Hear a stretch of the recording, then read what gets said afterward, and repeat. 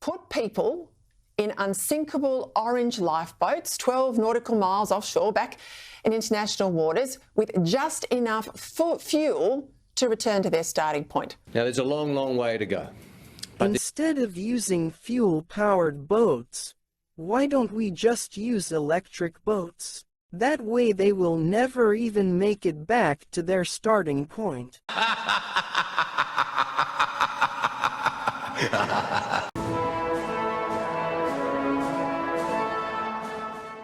The difference between the Abbott government that stopped the boats and the Albanese government that's seen 3 illegal boats arrive in the past few months is your boat was a little bit smaller. Is that one government believed in stopping them, yet it's far from clear that this one does. On the weekend, the Prime Minister insisted that I was the son of a motherless goat, that Operation Sovereign Borders was still in place. Well, we will deal with any unauthorised arrivals consistent with Operation Sovereign Borders, and that's what we've done. Slovakia, ancient land of castles, hedgehogs, this guy, and an average internet speed that's faster than Australia's. Who's Slovakia now? And I do note Rear Admiral Saunders' very clear message that there's been no change in policy since 2013.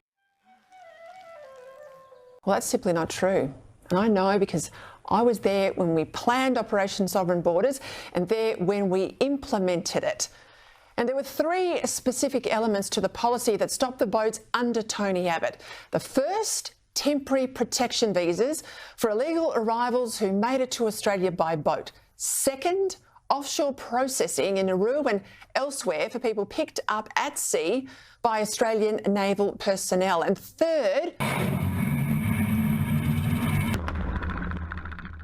perhaps most importantly, boat turnbacks, so that would-be illegal migrants never became Australia's responsibility. But there was also a further vital, intangible feature that made Operation Sovereign Borders work. And that was the implacable determination of the then government to show that the way to Australia is follow the yellow brick road was shut. No ifs, no buts, no hand-wringing about international law, displacing our rights as a sovereign nation to decide, in John Howard's seminal words, our right to decide who comes to this country and the manner in which they come. Instead, what Abbott had, what Howard had, was a steely resolve, a resolution that illegal boats would never make it to Australia. This Prime Minister, unlike the one I served, is now making excuses for boat arrivals.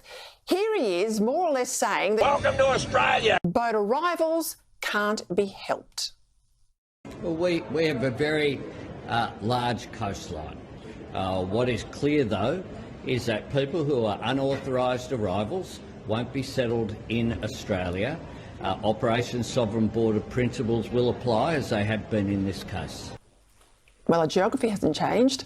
A large coastline didn't stop the Abbott government. Tony Abbott didn't make excuses about our coastline.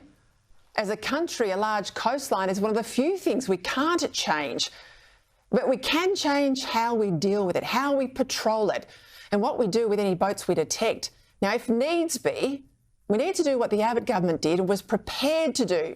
Put people into a literal space station. In unsinkable orange lifeboats 12 nautical miles offshore back in international waters with just enough fuel to return to their starting point. Only we will never detect the boats we're not looking for. That's because we're not looking for them. That's the problem here.